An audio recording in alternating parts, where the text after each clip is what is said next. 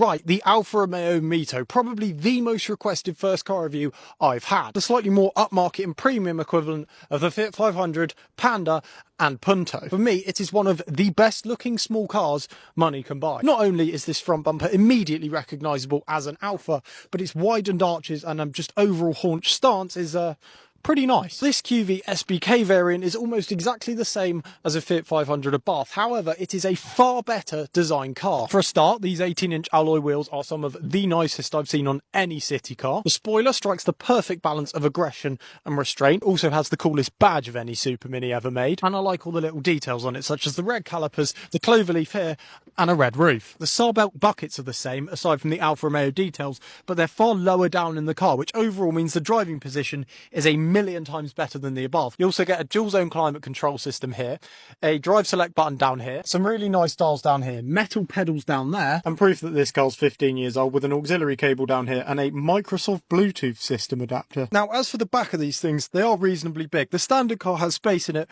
for roughly one Albanian in the boot. However, if you take the rear seats out like the owner has done with this one, I'd say there's probably space for at least 4 of the boys. For the standard car, the QV comes with 170 horsepower and can get rid of 0 to 60 in 7.5 seconds, which for a shopping trolley is a lot. You see, for me, the Mito has been unfairly criticised pretty much since the day it was released. When you consider that Audi have churned out cars like the A1 and never taken any slack for it, I don't really know why people went after the Mito. And you don't need to get a QV. You can get a 900cc 2-pot or a 4-cylinder 1.4 along with a number of fairly boring diesels. If I needed a first car, it's probably the coolest thing you're realistically going to be able to insure. And you could buy one of these, a QV, instead of an Abarth 500 without looking like a bit of a melt. Because let's face it might have a loud exhaust, but you're still a bloke driving a Fiat 500.